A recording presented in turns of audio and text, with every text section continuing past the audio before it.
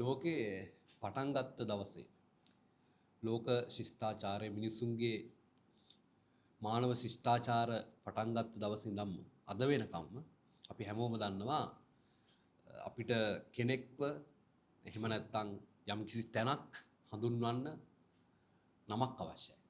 දැන් ස්ථානයක් තැනක් හඳුන්වනකොට ඒ නම හැදෙන්න ගොඩක් කාලයක් යනවා. ගොඩක් ජනප්‍රවාද වලින් ඇවිල්ලා මිනිස්සුන්ගේ එක එක භාවිතාවන් තුලින් විවිධ විදිහට ඒ තැනට අවසානයේ නමක් හැදෙනවා. නමුත් මිනිස්සෙකුට පුද්ගලයෙකුට නමක් ලැබෙන විදිය ඊට වඩා හාත්පසින් වෙනස්. ඒකේ සම්පූර්ණම අයිතිය ඒකේ සම්පූර්ණම වගකීම දරන්නේ දෙමව්පියෝ.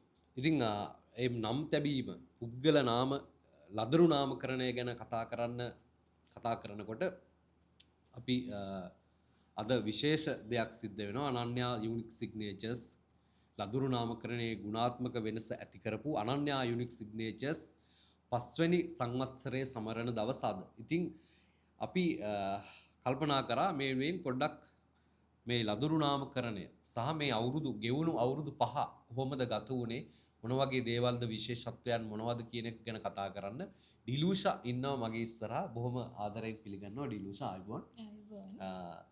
එතකොට අවුරුදු 5ක් ගත වෙලා මේ වෙනකොට ලංකාවෙනුත් ලංකාවෙන් පිටත් ලෝකයේ විවිධ රටවල් වල වෙසෙන දරුවන්ටත් විශාල නම් ප්‍රමාණයක් ඔයා නිර්මාණය කරලා දීලා තියෙනවා. දැන් අපි නිකන් සංඛ්‍යාත්මකව හිතුවොත් කොච්චර විතර ප්‍රමාණයක් මේ වෙද්දී යන්නේ 50100 ගණන්. කියන්නේ දරුවන්ට නම් 50000කට වඩා හදලා තියෙනවා මේ වෙද්දී. එතකොට මම මෙහෙම ඇහුවොතින් දැන් අපි ඔයාගේ මේ ආරම්භය ගැන ඇහුවොතින් මොකද ඇත්තටම ඔයාලට මේ වගේ දෙයක් ආරම්භ කරන්න හිතුනේ? මේ දේ එහෙම නැත්නම් ලදරු නාමකරණය කියන එක වෘත්තියක් විදියට හෝ සේවාවක් විදියට විශේෂයෙන් පටන් ගන්නෙ නැතුව විශ්වවිද්‍යාල කාලේ ඉඳලා දරුවන්ට නම් තැබීම කියන කාර්ය කරලා තියෙනවා.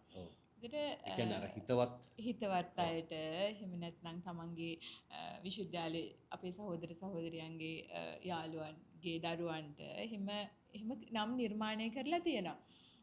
වෘත්තියක් විදිහට අතරම මේක මම පටන් ගන්න හිතපු එකක් නෙවෙයි.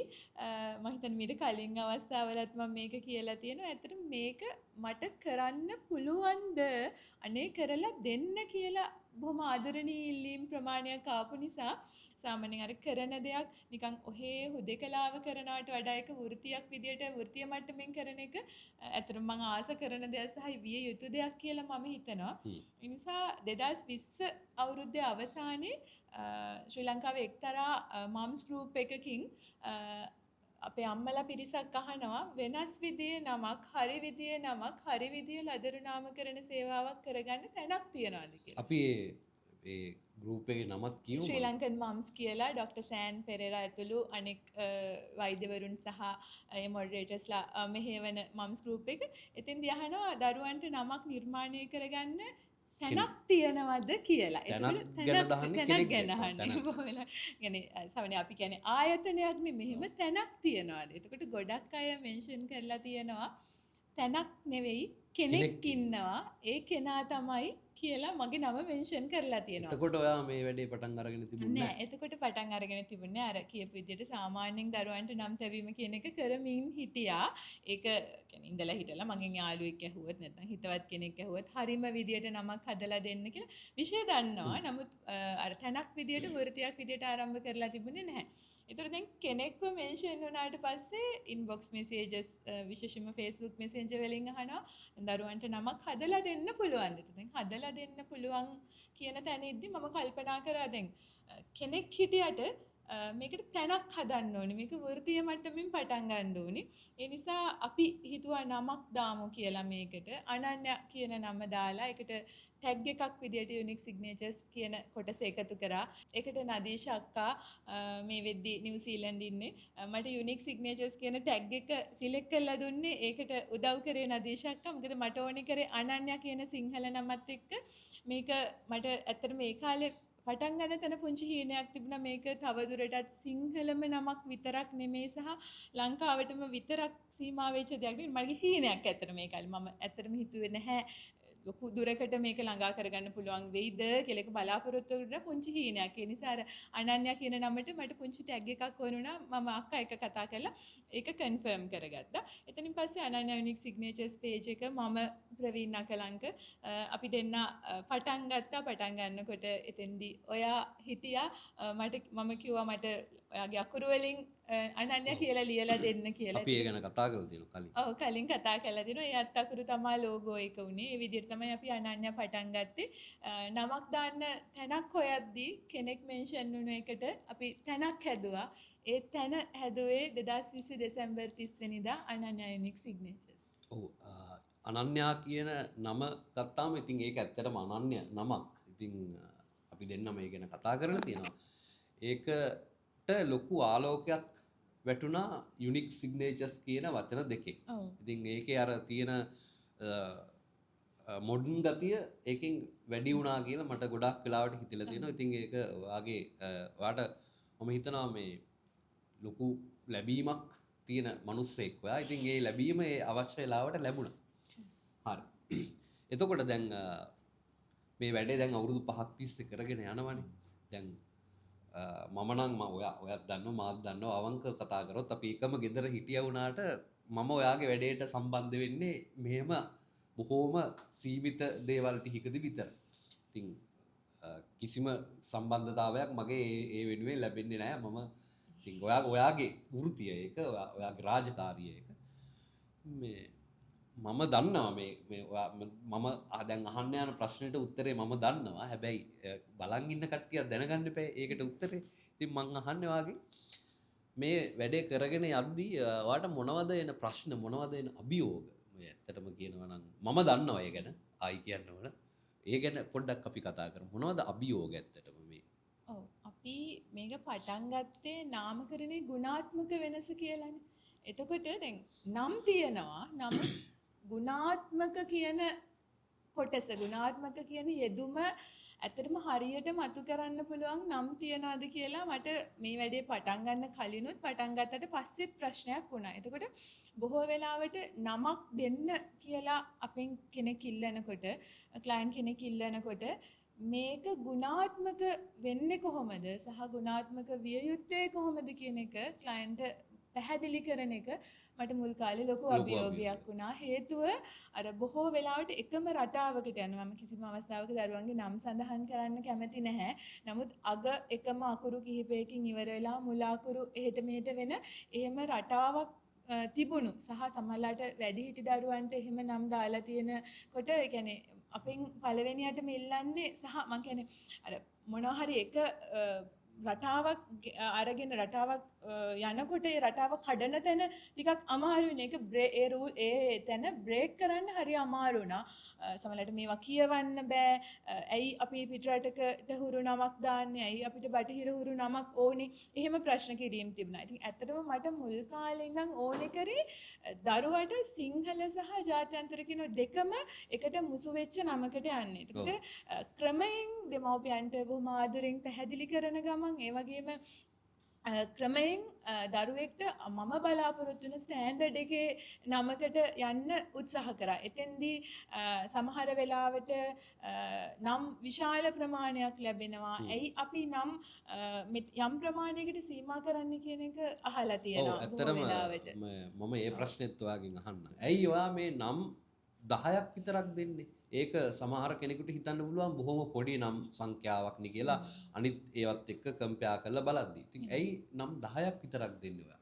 එතෙන්දී දැන් මම මුලින්ම සඳහන් කරා වගේ අපිට ඕනි කරේ නාමකරණයේ ප්‍රමාණාත්මක දේවල් ලබා දෙන එක නෙමෙයි නාමකරණයේ ගුණාත්මක වෙනස ඇති කරන්න. එතකොට ක්වොලිටි විතරයි ක්වොන්ටිටි නෙමෙයි ක්වොන්ටිටි නෙමෙයි ක්වොලිටි කියන එක මම හැම වෙලාවෙම හයිලයිට් කරනවා. අන්න එතකොට මේ ක්වොලිටි එක තියා දැන් සාමාන්‍ය අපි කියන්නේ ක්වොන්ටිටි එක වැඩි ප්‍රොඩක්ට්ස් නිර්මාණය කරද්දී ක්වොලිටි එක යම් පමණකට අඩු කරන්න සිද්ධ වෙනවා. හේතුව අපිට ලැබෙන කාල සීමාව ඇතුලේ හොඳම දේ හදද්දී ගොඩක් හදන්න බෑ.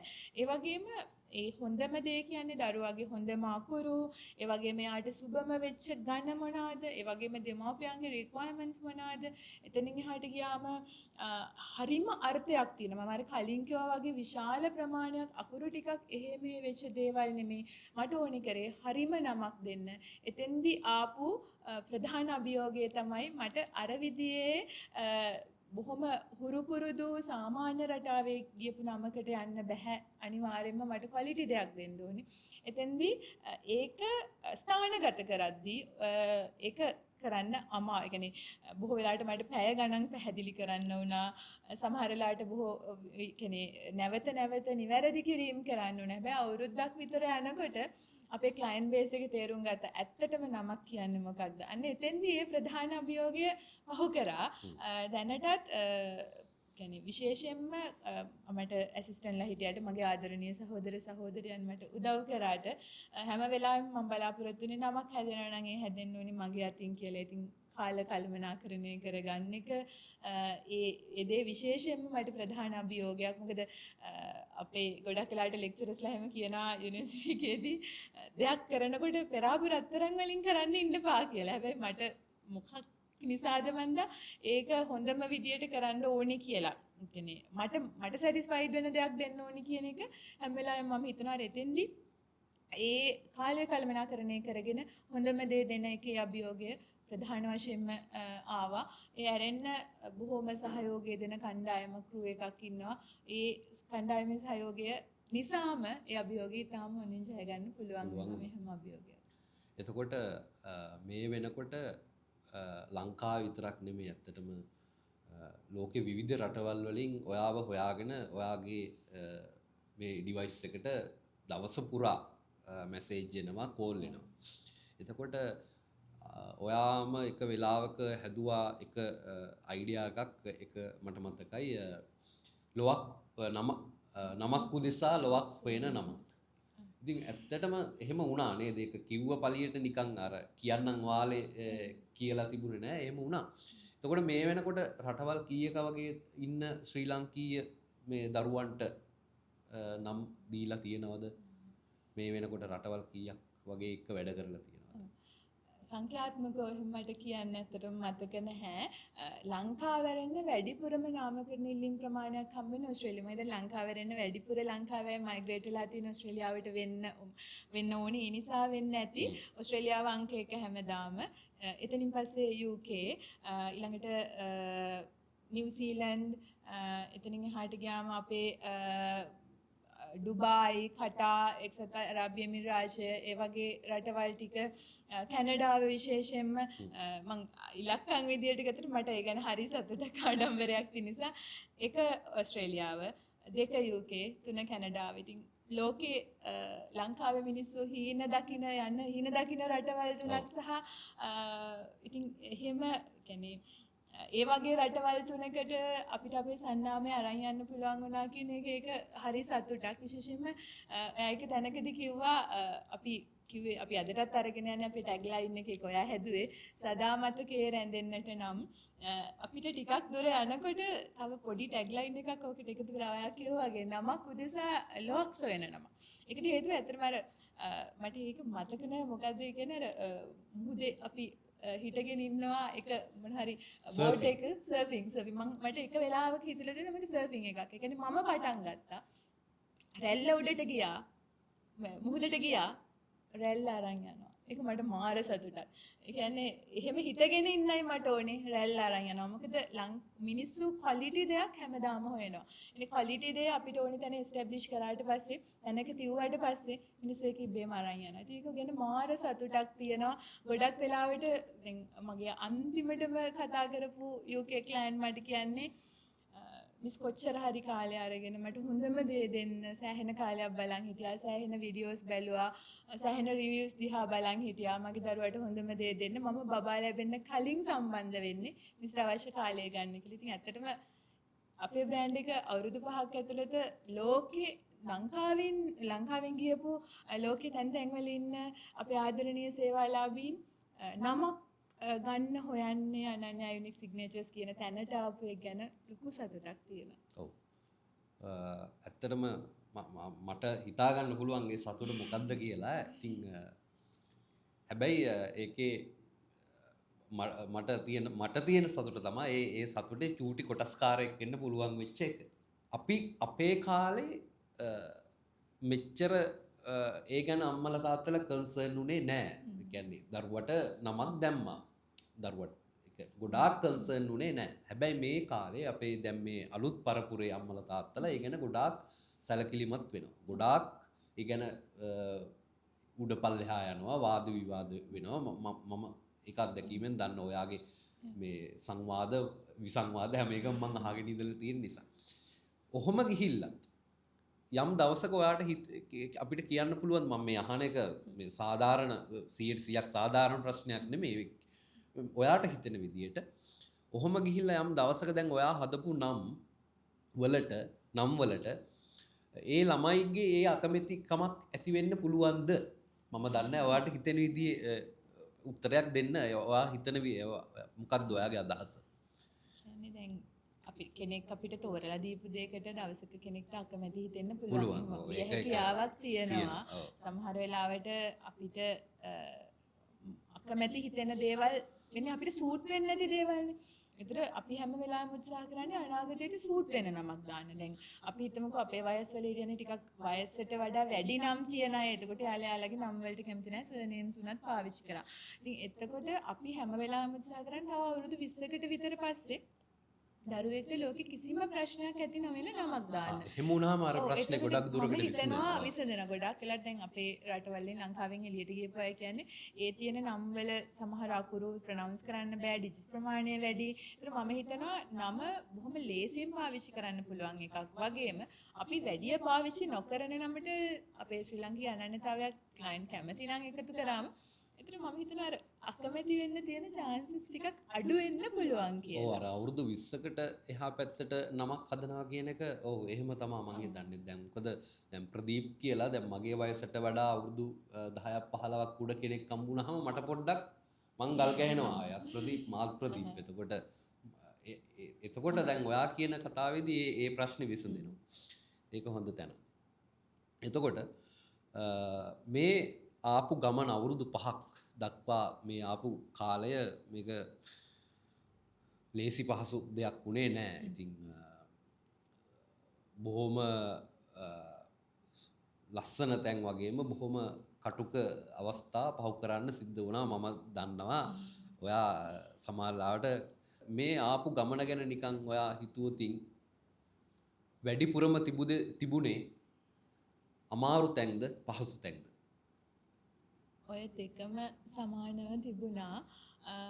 කියන්නේ සාමාන්‍යයෙන් මගේ පුද්ගලයෙක් විදියට මට අමාරු තැන්වලදී වචන මම ලියනවා අමාරු තැන්වලදී ඇඬෙනවා කියන්නකෝ. ඇඬෙනවා. හැබැයි ඉක්මනින් රිකවර් වෙනවා.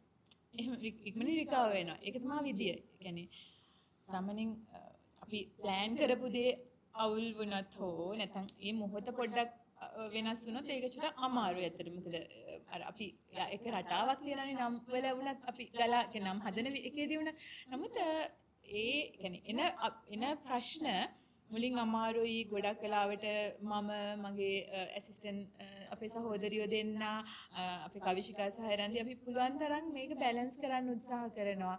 එතකොට ඒ අභියෝගාත්මක තැන් සෑහෙන්න එනවා. හැබැයි ඒ අභියෝගාත්මක තැන් දිනන්න පුළුවන් දෙයක්. කියන්නේ දැන් සමහර වෙලාවට එක ක්ලයන්ට් කෙනෙක් එක තාත්තා කෙනෙක් අම්මා කෙනෙක් කියනවා මේවා අපිට හරියන්නේ නැහැ. මේ නම් ගැලපෙන්නේ නැහැ. ඉතින් ඒ වෙලාවට කවිශිකා කතා කරනවා. කවිශිකා කතා කරලා අපිට මේ එහෙම ඒක ගැන يعني අපි ඇයි මේක දුන්නේ සහ අවශ්‍ය දේ ගැන පැහැදිලි කරගන්න උත්සාහ කරනකොට ඊට පස්සේ කියනවා මට කතා කරන්න මිස් පුලන්නම් කතා කරන්න තව ටිකක් අපි පැහැදිලි කරමු කියලා. ඉතින් ඒ කතා කරන තැනදී සමහර වෙලාවට අර මම ආයේ මුලින්ම කිව්වා වගේ අර මේ වෙද්දී හදාගෙන ආපු නම් වලට තියෙන දේවල් ටිකක් තියෙනවානේ. බොහොම සාම්ප්‍රදායික අර ඒ රටාවෙන් වියුක්ත වෙනකොට සමහර තැන්වලදී එන ප්‍රශ්න. ඒකට ගොඩක් ලාට ක්ලයන්ට් පැහැදිලි කරාම එයාලා තේරුම් ගන්නවා බහුතරය. සහ එයාලා කියන්නේ අපි මම හැම වෙලාවෙම කියන්නේ දරුවගේ පැත්තෙන් අපි හිත ගන්න ඕනේ.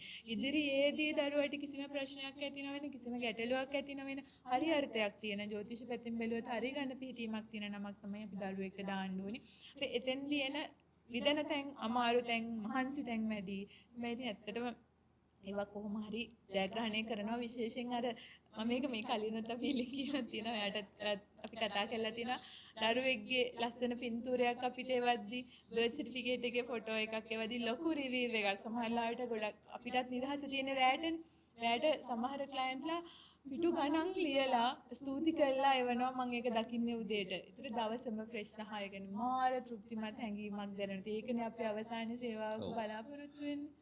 තව අවුරුදු 20ක් 30ක් වගේ යනකොට කොහොමද ඔයා නම දීපු ඒ ළමයාගෙන් ඒ වගේ මැසේජ් එකක් එන ආවොත් නෑ මම නිකන් අපිට එහෙම හිතන්න පුළුවන්. හිතන්න පුළුවන් අනිවාර්යයෙන්ම. එතකොට මම ගොඩක් කැමති නමක් එයා අම්මගෙන් තාත්තගෙන් ආයි කොහෙන්ද මේ නම මට ඒගොල්ලෝ කියයි සර්ටිෆිකේට් එක පෙන්නයි මේ අහවල් තැනින් තමයි ඔයා අහවල් කෙනා තමයි නම හැදුවේ කියලා. එතකොට සමහර විට යාගෙන් ඔයාලට කෝල් එකක් එන්න පුළුවන්. මැසේජ් එකක් එන්නත් පුළුවන්. අපි බලාගෙන ඉමු. එතකොට මේ සුදුසුකම් ලත් කියලා වචනයක් පාවිච්චි කරන ඔයා ගොඩක් තැන්වල. මොකද්ද මේ සුදුසුකම් ලාභී සුදුසුකම් ලත් කියලා කියන්නේ? කියන්නේ නමක් හදන්න මොනවද දරුවෙකුට නමක් හදන්න මොනවද තියෙන්න ඕන සුදුසුකම් ලංකාව ඇතුලේ? ඔව් දැන් ඇත්තටම මේක ජ්‍යොතිෂ විද්‍යාත්මකව කරන දෙයක් නේ. සමාවෙන්න. එතකොට සුදුසුකම් ලබන්න ඕන නම හදන කෙනා විතරද? ඒ ප්‍රශ්නෙත් මම අහනවා. ඒ කියන්නේ ඔය නම හදන කෙනා විතරද නැත්නම් ඔයා එක්ක වැඩ කරන අනිත් අයත් සුදුසුකම් ලත් අය වෙන්න ඕනද? ලංකාව හෝ ලෝකේ අපි දරුවෙක්ට නමක් හදද්දි විශේෂයෙන්ම අපි බලන්න ඕනේ එයාට මේ භාෂාවනේ හසුරවන්නේ. භාෂාව පිළිබඳ මොනවද තියෙන සුදුසුකම්? නම හදන කෙනාට විශේෂයෙන්ම භාෂාව සම්බන්ධ මොනවද තියෙන සුදුසුකම්? කියන්නේ භාෂාව සම්බන්ධ උපාධිධාරියෙක් වෙන්න ඕනේද? ඩිප්ලෝමාධාරියෙක් වෙන්න පුළුවන්. ඒ භාෂාව හරියට දැනගෙන මේ වැඩේ කරන්න ඕනේ. මොකද අපි මීට කලින් ගොඩාක් වීඩියෝස් වල කතා කරලා තියෙන නිසා මම ආයෙ පැහැදිලි කරන්න යන්නේ නැහැ. භාෂාව කියන්නේ දෙපැත්ත කැපෙන පිහියක් වගේ. හරියට පාවිච්චි කරොත් ඉතාම හොඳයි. නොවැරදිලා පාවිච්චි කරොත් නොදැන පාවිච්චි කරොත් සම්පූර්ණයෙන්ම නරක තේරුමක් වැරදි තේරුමක් ජීවිත කාලෙම ළමයාගේ ආමන්ත්‍රණ බදින්න විතර කතා කරන්නේ නරක වැරදි තේරුමක් තියෙන එකකින් වෙන්න පුළුවන්. ඒ වගේම ජ්‍යොතිෂ සම්බන්ධ දැනුමක් තියෙන්න ඕනේ. මොකද දරුවගේ කේන්දරයේ හදන තැන ඉඳලා ඒ වගේම යාට සුභාකුරු සුභ ගණ පිටින් මේ හැමදේම පරීක්ෂා කරලා බලලා දරුවට නිර්මාණය කරන්න අනිවාර්යයෙන්ම ජ්‍යොතිෂ සම්බන්ධ හොඳ දැනුමක් තියෙනවා. ඒ දෙකම සම්පූර්ණ වෙන්න ඕනේ. ඒ වගේම අඩු වැඩිව ක්‍රියේටිවිටි එක තියෙන්න ඕනේ. මොකද විශේෂයෙන්ම නමක ගලා යාමේ ෆ්ලෝ එක අහු වෙන්න ඕනේ. සමහර වෙලාවට නම් කොටස් දෙකක් දාලා තියෙනකොට සර්නේම් එක වෙනම පළවෙනි නම වෙනම දෙවෙනි නම වෙනම අවසානයේ වාසගම වෙනම වෙනම ඇහෙනවා. ඒක හතර දෙනෙක්ගේ ඔව් සෙන්ස් එක අන්න ඒක හරියම වචනේ පොඩි ක්‍රියේටිවිටි එකක් ඒ ගැන සෙන්ස් එකක් තියෙන්න ඕනි කියලා මම හිතනවා. ඊළඟ කාරණාව අපිත් එක්ක වැඩ කරන ක්‍රූ එකට මේ සබ්ජෙක්ට් එක ගැන යම් දැනුමක් තියෙන්න ඕනේ. මොකද එතෙන්දී 100%ක්ම සම්පූර්ණයෙන්ම මට මේ වැඩේට ඉන්වෝල්ව් වෙන්න බැරි වෙලාවක අනිවාර්යයෙන්ම අපේ සහෝදර සහෝදරියෝ අපේ ඇසිස්ටන්ට්ලා අනිවාර්යයෙන්ම ක්ලයන්ට් එක ගනුදෙනු කරනකොට ක්ලයන්ට් මේ ගැන පැහැදිලි කරන්න සහ ක්ලයන්ට් කියන දේ හරියට අවබෝධ කරගන්න විෂය සම්බන්ධව යට හැදෑරීමක් දැනුමක් තියෙන්න ඕනේ. සහ මම කියන්නේ ඩිසයිනර්ස්ලාට උනත් දැන් බබාලා සම්බන්ධ දේවල් ජ්‍යොතිෂ සම්බන්ධ දේවල් ඩිසයින් කරන විදියයි වෙන ප්‍රොඩක්ට් එකක් ඩිසයින් කරන විදියයි වෙනස්. එතකොට අපිත් එක්ක ඉන්න ක්‍රූ එකට හැමෝටම මේ වැඩේ ගැන හොඳ සෙන්ස් එකක් තියෙනකොට මේක ඇත්තටම සාර්ථක වෙනවා කියලා හිතනවා. සහ ඒ වගේ අය තමයි අපි එක සම්බන්ධ වෙලා ඉන්නේ. එතකොට බබාලට නම් හදනවාට අමතරව තව වැඩක් ඔයාගේ යටතේ මේ වෙනකොට යනවා. ඒකත් අහඹු විදිහට ඔයා හොයාගෙන ගිය දෙයක් නෙමෙයි. ඔයාව හොයාගෙන ආපු දෙයක්. ඒ අනුව තමයි අනන්‍යා සොලියුෂන් පටන් ගත්තේ ඔයා. අනන්‍යා සොලියුෂන් ගැන ඔයාට මොනවා හරි කියන්න තියෙනවද? ඒත් අනන්‍යා යුනික් සිග්නේචර්ස් කියන මවගේ දරුවෙක් වගේ. ඒ ගැන මොකද ඔයාගේ අදහස? මේ වෙනකොට කොහොමද ඒ අනන්‍යා සොලියුෂන් තත්ත්වය? අනන්‍යා යුනික් සිග්නේචර්ස් පටන් අරගෙන අවුරුද්දකට විතර පස්සෙම අනන්‍යා සොලියුෂන්ස් පටන් ගන්නෙ. ඒකට ප්‍රධාන වශයෙන් බලපෑ වෙලා කෙනාගේ අපිව හොයාගෙන ගොඩක්ලට දරුවන්ට නමක් ගත්ත කෙනෙක් තමන්ගේ බ්‍රෑන්ඩ් එකට නමක් හදන්න හොයනකොට ඒකටත් ගැලපෙන ක්වොලිෆයිඩ් කෙනෙක් හොයනවානේ. එතෙන්දී අපිට කිව්වේ බබෙක්ට නමක් වගේම අපිට බ්‍රෑන්ඩ් එකට නමක් හදලා දෙන්න පුළුවන්ද? ඒතර ඒ කියන්නේ ක්ලයන්ට්ලාට එච්චර තියෙන විශ්වාසය ඒ කියන්නේ මෙතනින් හොඳම දේ ලැබෙයි මෙතනින් හොඳම නම ලැබෙයි කියන විශ්වාසයත් එක්ක බ්‍රෑන්ඩ් නේම්ස් හොයාගෙන බ්‍රෑන්ඩ් නේම්ස් හදන්න කෙනෙක් හොයාගෙන ඉද්දි අපි අනන්‍ය යුනික් සිග්නේචර්ස් එක මේ වැඩේ මැච් නොවෙන නිසා නොගැලපෙන නිසා එනි මේක දෙකක්නේ සේවාවන් දෙකක් ඒ නිසා අපි අනන්‍ය සොලියුෂන්ස් පටන් ගන්නවා අනන්‍ය සොලියුෂන්ස් වලට අපි කිසිම පේඩ් ප්‍රොමෝෂන් එකක් කරලා හෝ ස්පොන්සර්ඩ් කරලා මොකවත් කරලා නැහැ හේතුව අපිට බ්‍රෑන්ඩ් නේම් එකක් කියන්නේ සෑහෙන බරක් දීලා ලොකු කාලයක් දීලා හදන්න ඕන එකක්. ඉතින් එහෙම ස්පොන්සර්ඩ් නොකරත් අපි විශාල බ්‍රෑන්ඩ් නේම්ස් ප්‍රමාණයක් මේ වෙද්දි හදලා තියෙනවා. විශේෂයෙන්ම ලංකාවෙන් එළියේ අර දරුවෙක්ට නමක් තිබ්බා වගේම ලොකු සතුටක්. මොකද දැන් පාරේ යනකොට මෙන්න අපේ බ්‍රෑන්ඩ් නේම් එකකින් කම්පැනි එකක්. අපි දකිනවා සෝෂල් මීඩියා ත්‍රෙඩ්ස් වල අපේ බ්‍රෑන්ඩ් නේම් එකකින් ආයතනයක් පටන් අරගෙන තියෙනවා. ඉතින් ඒක ලොකු සතුටක්. මේ වෙද්දී අර අපෙන් බබාලට නමක් ගන්න අහනවා වගේම බ්‍රෑන්ඩ් නේම් එකක් හදලා දෙන්න පුළුවන්ද? ඔයාලා කරනවාද කියන ඒකෙන් අපිට විශාල රික්වෙස්ට් ප්‍රමාණයක් ඇවිල්ලා අපි සෑහෙන බ්‍රෑන්ඩ් ප්‍රමාණයක් හදලා දෙනවා. ඉතින් ඒකත් ලොකු සතුටක්. ඒකත් අපි අර බොහොම හයියෙන් වේගෙන් එක්ස්ප්‍රස් ගමනක් නෙමෙයි. මොකද මේ වැඩේ ක්වොලිටි එකට කරන්න එක්ස්ප්‍රස් සහ ක්වොලිටිස් දෙකම එකට තියාගන්න අමාරුයි. නිසා අනන්‍ය සොලියුෂන්ස් හෙමින් ස්ථාවර සන්නාම හදාගෙන ඉස්සරහට යන ආයතනය. හරි. එතකොට අවුරුදු 5ක් ගත වුණා මේ විදියට. ලොකු වැඩ කොටසක් කරා. වාට මේ වෙලාවේ විශේෂයෙන් ස්තුතියි කියන්න කවුරු හරි ඉන්නවද මතක් කරන්න කවුරු හරි ඉන්නවද අම්මා තාත්තා ඇතුළු ඒකට තමයි ඔන්න මේ අවස්ථාව. අම්මා තාත්තා ඇරෙන්න මට ස්තුති කරන්න ඉන්න කෙනා ඉන්නේ දකුණු අත පැත්තේ. මොකද ඔයා කිව්වට මේකට මම තියලා ඉතුරු ටිකට එන්න. ඔයා තියලා කතා කරන්න බෑ ඒක. මොකද හේතුව මේකෙදි මම යම් සාර්ථකත්වයක් ලැබුවා නම් ඒකේ දී වැඩි දරා ගැනීමේ හැකියාවක් දරා ගැනීමක් තිබුණේ ඔයාලා. ගැහැණු කෙනෙක් යම් සාර්ථකත්වයක් ලංකාව වගේ ආසියාතික සමාජයක ගැහැණියක් යම් සාර්ථකත්වයක් ලබනවා නම් ඒ සාර්ථකත්වය පිටිපස්සේ අනිවාර්යයෙන්ම අවිවාහක නම් එයා දරුවෝ ලැබිලා නම් අනිවාර්යෙන් යාගේ ස්වාමි පුරුෂයා ඉන්නවා. ඒක මම මෙතෙන්දි කියන්නේ ආචාර්ය නදීෂා චන්ද්‍රසේන යාගේ PhD එක අරගන්න වෙලාවේ එයා ලියනවා ලංකාව ඇතුලේ කසාද බැඳනම් දරුවෝ වැදුවා නම් ගැහැණියක් තමන්ගේ පළවෙනි උපාධියෙන් එහාට ගියා නම් සහ ගැහැණියක් වෘත්තීය මට්ටමින් යම් සාර්ථකත්වයක් ලැබුවා නම් ඒකට අනිවාර්යයෙන්ම තීරණාත්මක සාධකයක් විදිහට තමන්ගේ ස්වාමි පුරුෂයා පිටිපස්සෙන් ඉන්නවා කියලා. ඉතින් ඒ ක්‍රෙඩිට් එක මම ඔයාට දෙනවා. ඒක ඔයාට හිමි. ඒ වගේම ප්‍රවීන් අපි දෙන්න තමයි පටන් ගත්තේ මේ වැඩේ අද වෙනකන් අමාරු තැන් අල්ලගෙන අමාරු තැන් හයියට දරාගෙන ඊට පස්සේ ප්‍රවීන් එක්ක සාලින්ද ඊට පස්සේ රුවනි අපේ දැන් කවිශිකා ඊළඟට එරන්දි මේ හැමෝම අපිත් එකට බැඳිච්ච පවුලක් වගේ. මොකද ඒ කියන්නේ සාමාන්‍ය කියන ආයතනයක් කියන්නේ පවුලක් කියන එක ලොකුවටම කියන්න අවශ්‍ය නැහැ. ආයතනයක් කියන්නේ ආයතනයක් කියලා. නමුත් මම වෙන පවුලකට වැඩ කරනවා. ඔයා මේකට 100% වෙන පවුල් දෙකක වැඩ කරනවා. එතකොට මේකේ සාර්ථකත්වයට ඒ කියන අපේ සහෝදර පිරිස අනිවාර්යෙන්ම බලපානවා ඉන්නවා. මොකද විශේෂයෙන්ම අපි එක තැනක දැන් අපි ක්ලයන්ට්ලා එක්ක ඍජුව කතා කරනවා.